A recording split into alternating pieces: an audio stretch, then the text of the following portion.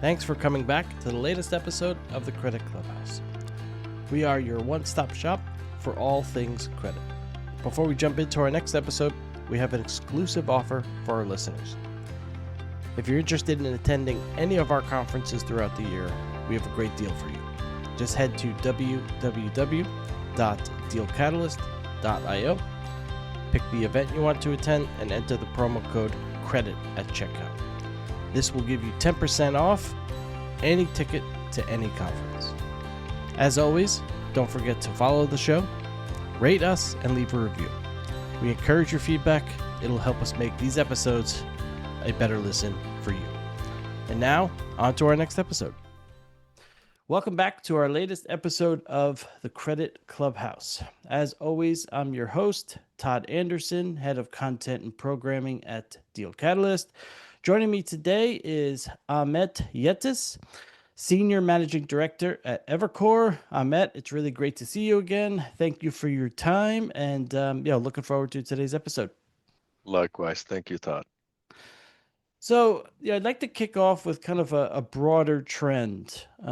We've seen, private markets kind of take off the last 15, 20, 25 years. And I think Phil Totolo described it to me as kind of 65 private today, 35 public, when, you would flip that number a generation ago. Kind of what are some of the drivers behind this? Do you see this shift continuing? Like, are we going to get to 90-10, or are we kind of settling in kind of where we're at today? What is some of the, the things that are happening in the market that have grown the private markets to where they are today? That's a good question, honestly, and that is something that I am not paying as much attention to it. As you know, I am very focused in certain parts of the private markets, but the growth of the private markets is definitely visible and obvious. Now, if you ask me if that growth is going to continue, I believe it will. But at some point, it's going to have to plateau, and we will get to a. I know I'm not telling you things you already don't know, but I expect some growth to happen, but I don't think it'll grow as fast as it has in the last 10, 15 years, I would say. If I have to bet, I think we are getting close to, the stability between private and public markets. No, it is one of the benefits of the private arena that, you can get more creative with structures. You can kind of, not, manipulate things, but in the public markets, there seems to be a standard, and there's kind of boxes you need to check. Does the private market give you a lot more flexibility? Yeah, that's true. That's true. Less regulated, definitely. I think that has an effect on it. More open to institutional investors. But obviously, I'm sure you follow that too. There's talk around democratization of the private markets, which then started making some of the GPs accessing the retail market and what have you. I think these are just natural evolutions of financial products. Obviously, we've come to know one another because of our fund finance conference the last couple of years, and clearly that space has exploded the last few years. I'm curious, how much of the growth can be kind of brought back to, the challenging environment for LPs getting distributions. The fundraising environment for GPs has become a little more challenging. Like, are some of those motivations playing into some of these products that we see on, the fund finance market? Does that play into it? Is it just the growth of private market and the growth of private funds? Like, kind of what are some of the motivations that have helped fund finance maybe jump to the level it's jumped to today? I think it's both. I think it's both. At the end of the day, the structures and products that we deal with are fairly complicated and what have you. And the issuers, potential issuers, just need a strong incentive to pursue these complicated structures and offerings. And I think the difficulty in fundraising and liquidity environment is just giving the potential issuers those types of incentives to actually do the work, understand the market and product, and become a little bit more open to exploring these alternative ways to fundraise or generate liquidity. So you lead, Evercore's private capital advisory group, leading structured capital solutions and debt capital markets efforts. Kind of ultimately, what does that mean? And if I were to Yeah. ask, what does Evercore look like today as a firm? Yeah, no, that's a good question. So Evercore, obviously, a lot of people know about Evercore, but we are known for our M&A business, in M&A advisory business, right? That's how the bank started. But then we are also very strong in the private markets. We have a couple of verticals in there. PCA, Private Capital Advisory Groups, that is the secondary side of our private markets practice. And in there, the broader team is about 160 people globally. And we have three verticals: the GP-led secondaries vertical, where we set up continuation vehicles as liquidity solution for the GPs, as you know. The second vertical is the LP-led secondaries business, which is where we sell LP portfolios in the secondaries market. Both markets obviously are related. And the third business is what I lead, the structured capital solutions, which is what we started about 3 years ago when I left UBS to join Evercore. So those are the three legs of the stool. And the reason why I joined, there are a couple of reasons why I joined Evercore. Right. So what I do is viewed as fundamentally important for the broader PCA business. We are basically one-stop shop when it comes to liquidity needs for the private market participants, right? And selfishly, from my perspective, one of the key benefits of doing what I do within Evercore PCA is the access to the private markets. There's no large GP that we don't talk to. There's no large institutional LP that we don't speak to. The team, as I mentioned, is 160 people strong globally. Like the entire floor is like the know-how we have on this floor around the products, the strategies, and the managers and the investors is second to none. Which is one of the reasons why my team has grown quite a bit from 3 to now about a dozen, and pretty soon we are going to hit, I think, 16 or 17 people. And led to our success, basically, if that makes sense. So you referenced kind of a couple of things there related to liquidity. Um, LPs are clearly still finding their way around certain products like NAV facilities, maybe to a lesser extent sublines. Have you seen the LP, kind of education gap start to close the last couple of years? I mean, I had someone from ILPA on, I think it was probably a month or two ago now, who had talked a little bit about, the LP perspective of NAV facilities, which still wasn't great. And the kind of the education gap that still exists. The LPs that you're talking to, are you starting to see that kind of Yeah. shrink as they get more used to working within this market? Yeah, it's definitely getting better, right? And we started seeing more of that, especially after we did a couple of our LPs transactions. We talk to LPs all the time, as you can imagine. And most of them now have heard about our CFO capabilities and they've seen some of our CFO transactions. So when an LP thinks about liquidity, and when they come to us, we usually attend those meetings together with our LP team, and we put their options in front of them.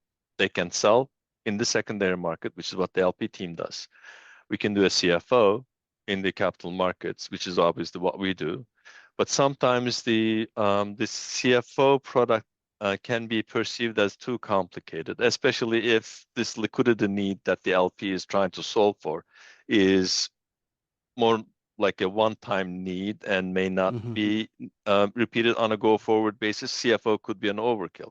Then we talk about NAV financing or preferred financing. So those are the big 3 or 4 big options we put in front of the LPs, and we walk them through the pros and cons of each option. Obviously, secondary market pricing is key criteria. Cost of liquidity in our world is a key criteria. How much liquidity they can generate through CFOs versus NAV loan, NAV market is another important criteria. We spend a good amount of time with our LP clients early on to help them kind of make a decision in terms of what they're going to pursue. And sometimes they decide to work with me. We do a CFO. Sometimes they decide to work with my colleagues in the LP team. And both, that's what I meant when I said we are more of a one-stop shop when it comes to liquidity needs. Does the type of LP change the answer to that question? Insurance company, pension fund, sovereign wealth fund, like do the different types of LPs out there, do you see that they have kind of different motivations, or does it really depend on kind of the individual need of a certain point in time that they might need liquidity? Yeah, so the overarching need is liquidity, stating the obvious. But then you always have supplemental objectives, so to speak, right? So like from the insurance company's perspective, a side benefit to sponsoring a CFO in addition to generating liquidity is reduced capital consumption, right? So they can reduce the dollar amount of private market exposure, and then they end up applying high risk-based capital charges, but then the final dollar amount can be lower. So that's a side benefit from an insurance investor's point of view. If a large-scale family office, for example, sponsor a CFO, yes, they get liquidity, but that also implies leverage, right? So they're putting on leverage on their private portfolio. And if the quality of the portfolio is good and the portfolio performs, then they will have earned levered exposure, levered returns on that portfolio, which then may improve their overall performance, if that makes sense. So there are there can be multiple objectives in addition to just the liquidity. One comment one of our family offices made actually, which I liked, they basically said they are almost in full control of deploying capital, but they have very little control over receiving capital. So the CFO program basically improves some of that dynamic so that they can be slightly in better control of cash inflow, so to speak. Are some of these structures, getting even more complicated? Say from 2 or 3 years ago to today, and maybe 2 or 3 years in the future? Are we looking at even more complicated structures? Yeah, like I think that's also a natural evolution of financial products, right? So the first couple of CFOs we did back in 2021 was pretty simple. Mhm. 2 or 3 most rated tranches fully funded. We didn't have delayed draw features back in the day, for example, and then unrated equity. Over time, we started seeing delayed drawing, rated notes, delayed drawing equity. We started seeing pref equity transactions. I'm sure you heard about it. Yep. Some of that was publicly announced on Bloomberg and what have you. We started creating what we call a hybrid CFO, which basically combines seasoned portfolio of assets to seed the vehicle, the CFO vehicle, and then the vehicle making new commitments to new funds, which checks quite a number of boxes from a structuring and syndication perspective. We call them hybrid CFOs in the sense that it's like a hybrid between a GP CFO and an LP CFO. We did one interesting structure for 30-year maturity, basically. It was a fundraising tool for one of our GP clients, and the amount of money we raised basically is locked in semi-permanent capital that can be reinvested and redeployed into a number of their funds. So that was quite interesting. I think those are and then now we are combining closed-ended funds with open-ended funds in CFO formats. which benefits, which improves the liquidity profile, because open-ended funds at least are redeemable up to certain gates and what have you. So yeah, we are trying different permutations and combinations to improve the performance of the vehicle in general, if that makes sense. I mean, it is part of the reason someone would come to, an Evercore versus say bulge bracket investment bank is the flexibility and the kind of the one-stop nature of kind of where you guys play. It seems you've become a specialist in some of these areas. That's exactly right. I think like this is something I keep telling it to our investors and clients. When I was at UBS, I started this business when I was at UBS, and UBS is a bulge bracket bank. We had an army of salespeople, both investment grade and high yield and what have you. But what ended up happening is pretty much I ended up talking to all of the investors during the syndication process. Unlike a regular way DCM business where you basically you do a teach-in and the sales team goes out and sells the securities, I ended up speaking most of the investors, which tells us that this is a specialist market. What the people who syndicate the transaction need to know a lot of details about what goes into the vehicle, why we did what we did, for example. We get a lot of questions around those. So I think it's more important to have dedicated team of specialists in the space than an army of salespeople to be successful in our product. You mentioned the GP client, the LP client. How different is the GP experience through some of these versus the LP experience, and how different is the motivations for the GP versus the LP? No, very good question. So LPs have been doing CFOs for much longer, I would say, right? You have Temasek outside of the US, which has issued about 8 CFOs. And you have Nassau and CUNA, now Thrivent joined them, insurance companies in the US, which have issued between the 3 of them, I think there are about 7 or 8 or so CFO deals, and it's been going on for some time. They've been doing it for longer than the GPs. GP CFOs really started picking up in 2019, 2020. So even though GPs are a little bit late joiners to the game, it became a lot more common across GPs to see CFO programs being set up. Like from our perspective, most of the large, well-established GPs with multi-strategy platforms and a strong track record are now setting up these CFO programs to supplement their fundraising efforts. But they will always have regular way LPs in their funds. Yeah. They will always raise funds in the traditional way, but most of the large GPs will set up these CFO vehicles, which provides the investors basically different entry points into their platform. Some investors will come into the senior, some investors will come through the mezzanine tranches, some investors will come through the levered equity tranches.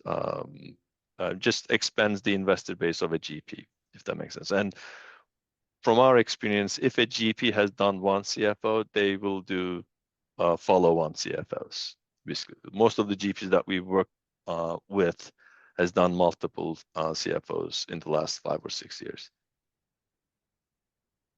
When one of the kind of hotter topics, especially in the private debt, private credit space, is insurance capital. And I'm curious, given the role you guys play, and all the structures that you help either LPs or GPs with, is there kind of a fear of too much complication, manufacturing assets? Like, we're not that far removed from the GFC. Where are maybe some of the risks that come with some of these structures? And is there increased risk, or is the multiple or diversity of entry points, does it help with risk? A couple of ways to answer that. I would say if you roll back the clock and go back like 5 years ago, it's true that 90+% of our investors have been insurance companies, right? They are the big fixed income players. They have long duration asset, demand, and it's patient capital from that perspective, right? Yeah. Insurance companies buy and hold and match to their life. It's patient capital. When you look at the private markets require patient capital, right? So from that perspective, it's a good match. And because the insurance investors don't require liquidity very frequently, they are more of a buy and hold investors. They like that excess premium they get out of illiquid products like CFOs, right? So from that perspective, it was a good match. And they're sophisticated. They've always been at the front lines of new product developments and what have you. It's just natural that we develop this product with mostly insurance investors. But over time, when the product grows, it's just healthy for us to build a broader investor base. That's why I started going to Canada, talking to pension plan investors, talk to like Canadian insurance companies, which have a lot of US dollar, long duration US dollar asset demand. Visited Asian investors, like Korean investors are active in this space. Taiwanese investors showed interest. Japan is always slow to move, but if and when they like a product, they can be very, very meaningful. I started going to Middle East to talk to them about this new product. So the point I'm trying to make is, yes, we did start with mostly insurance company investors, but if you look at our broader investor universe, it's expanded. The bigger growth in our investor base is outside of the insurance space, and which I think Interesting. is healthy. Yeah. When going to a follow up on that on some of the newer markets, whether it be Asia or the Middle East, like what's kind of the best way to approach them with a new product? When trying to explain this, because I presume, the CFO product, while you mentioned, a bunch that were done by Tomasic, a bunch done by, some insurance companies, the GPs, it's still fairly new, but like a place like the Middle East or Asia, how customized are they to this Yeah. product? And what does it look like when you say, wait, a CFO, and they're like, huh? Yeah, no, you you have to be very patient. Let me put it that way. So I think I visited Asian investors 4 times already in the last 2 years, and we haven't actively sold. We did not actively sell to Asian investors yet. Most of my trips were around we labeled them as non-deal roadshows, basically, where we talked about our platform, the new products, the volume, the precedents, and what have you. It was more educational and awareness type. Mm-hmm. Then we started getting some inbounds from those investors. Like they are very slow, unfortunately, from a due diligence perspective. By the time they complete, we are done and we are on the next transaction. But eventually, they're going to get there. Similar story with Middle East. There are a lot of LPs who are familiar with most of the Western GPs out there. We are just adding a new product layer. And when you explain the CFO product, like this is kind of like a CLO, but the underlying assets are private assets, most people Yeah. get it right away. But it's you have to be patient in terms of how quickly they can come up to speed and start participating. So in terms of, the you know volatile period that we've seen start the year, it's kind of seemingly has settled down, though. You never know with the new administration what announcement can be coming next. I mean, what kind of impact does that have on the CFO market, if any at all, or is the long duration patient capital kind of move past some of that, day-to-day volatility or quarterly volatility because of the long duration of the assets? Yeah. No, that's a fair question. It's also a little tough question. I mean, we definitely get impacted by the short-term market fluctuations, right? This both rates and spreads, especially early on after the what did I call it? The Liberation Day. Yeah. Uh,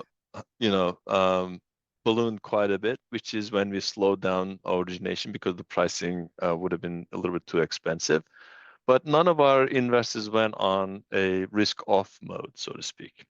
So right now, and we see we know what's happening in the Middle East. That's obviously not helpful.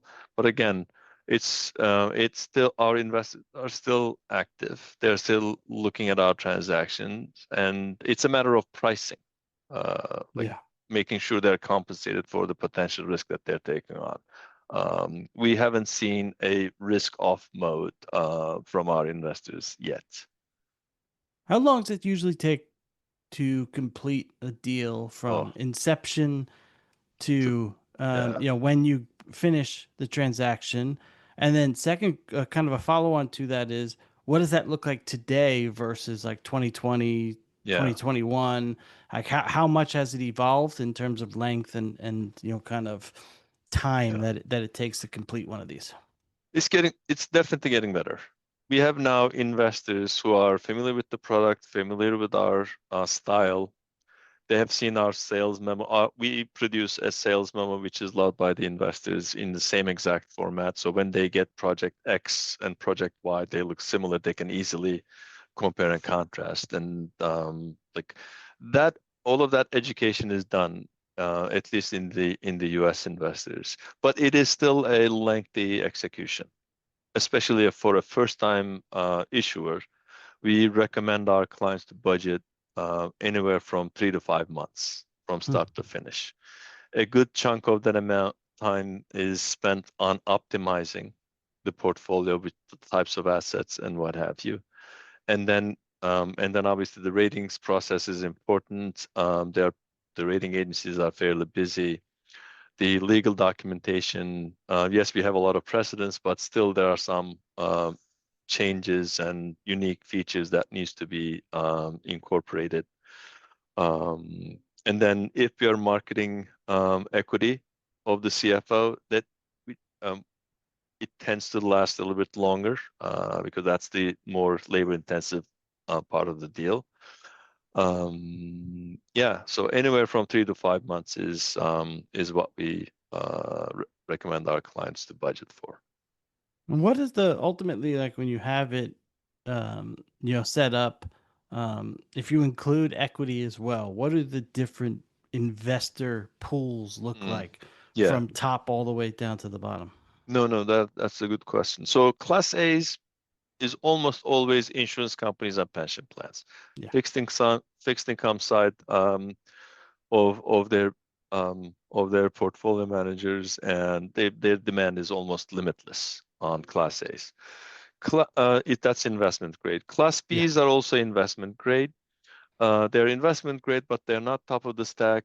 So they earn about 200 basis points premium over a Class A, which is attractive, and it's a very thin slice, right? So our Class Bs are almost always oversubscribed, and usually you would see, the asset managers, hedge funds, structured credit investors who are also active in CMBS and CLO market, Yeah. for example. Class Cs are sub-IG transactions. They are at the upper end of the sub-IG category, like double B flat or double B plus. That's fairly attractive. Right now, they are paying about 800 basis points over US Treasuries, like 12% yield is a decent yield. And there's at least 25% cushion, equity subordination below the Class Cs.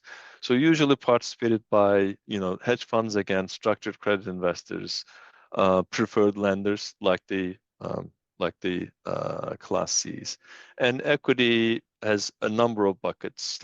The managers always retain equity as alignment of interest. Hmm. Some of their strategic LPs, especially if they like the manager and they're comfortable with taking on leverage, they can come in through the CFO equity instead of into the fund directly.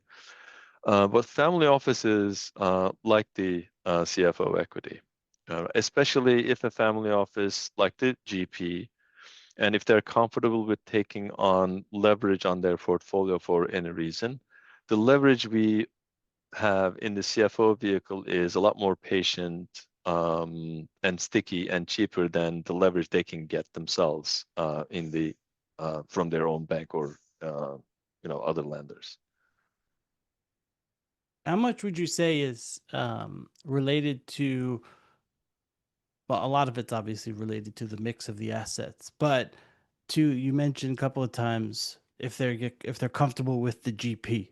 How important is that to some of these transactions? Oh, very, very important. Like that's I would say number one criteria, right? That's why I said what I said in terms of like the GPs with well-established, good long track Mm-hmm. record and a multi-strategy platform are the ones who are issuing these vehicles. Because as an investor, you are coming into a vehicle which is making new commitments to funds that are still deploying. Yeah. And those funds have only very little on the ground most of the time. So yes, you can look through and do some due diligence on the deployed investments, but you are really relying on the manager's track record. Right. So from that perspective, the GP quality is number one criteria. So we have just a few minutes left here. And you've answered all the tough questions. So now, now we're on to more of the fun questions as we wrap up here in the next few minutes. So, do you have a favorite sports team or favorite hobby? Hobby. I started losing my hobbies a long time ago, as you can imagine. The only hobby I have left is cycling, which is also taking a hit this year, given how busy we are. And I bought a guitar as a Christmas gift to myself, and I started playing again after 15 years or so. All right. Well, there you go. Two hobbies there. Well, I guess maybe you might have a different answer to this, but I guess we'll see. Which is one surprising thing about yourself. Uh, uh, I don't know how surprising it is, but when I tell people that I spent 4 years living in Japan, in Tokyo, people are surprised a little. Um, it was quite some time ago. My timing was not ideal. I was there in the middle of financial crisis, but I went there right before and I came back after. But that would be one, and I'm sure everybody is recognizing the accent. I am not born and raised in the U.S. Well, yeah, it doesn't surprise me that you've certainly traveled there. I mean, that must have been quite the tutorial on a financial crisis in Yeah, Japan at yeah. that time. Well, I was, and what's even funnier, but not as funny, but I was working for Bear Stearns at the time. So, Um, one book that you'd recommend reading. oh, The 48 Laws of Power by Robert Greene. Amazing book. I read it once. I'm reading it again, and every time I have some free time, I just randomly open a couple of pages and read it. That's an amazing book. Most exciting part of your job. That's a tough one. Um, what I love about my job is the fact that we don't do the same thing over and over. Every mandate, every deal has something unique, some new challenge, or some improvement that we come up with, which is what makes it interesting um, for us. And like being at the forefront of a new product that I have the luxury of being that first mover back in the day is also quite nice. There's nothing we haven't thought about or done before. Nothing is new to us in this space. And then when we try something new, we have a very good idea about whether or not it's going to like how it's going to play out. So being in that position is pretty exciting actually, It's as got to be opposed to pretty. like I was gonna say it's got to be pretty gratifying to see kind of where CFOs have kind of taken off, given that you were kind of in on the ground floor. yeah, no, absolutely, absolutely. That's a great feeling, absolutely. And then final question, one prediction for the next 12 months. Oh, that's a tough one. Uh, well. Okay, I'll give you a non-answer. We will be a lot more busier in the next 12 months than we are now. I'll take it. Ahmet, thank you as always for your time. It's been great to chat with you and see you again, and for the continued support. You've been a very helpful voice for us on the Fund Finance event. So thank you very much. Good to see you again, and obviously continued success to you and the team. Likewise. Thanks, Todd. Thanks for having me. Of course. Thanks for coming back to the latest episode of the Credit Clubhouse. We are your one-stop shop for all things credit. We have an exclusive offer for our listeners. If you're interested in attending any of our conferences throughout the year, we have a great deal for you. Just head to www.DealCatalyst.io, pick the event you want to attend, and enter the promo code CREDIT at checkout. This will give you 10% off any ticket to any conference. As always, don't forget to follow the show, rate us, and leave a review.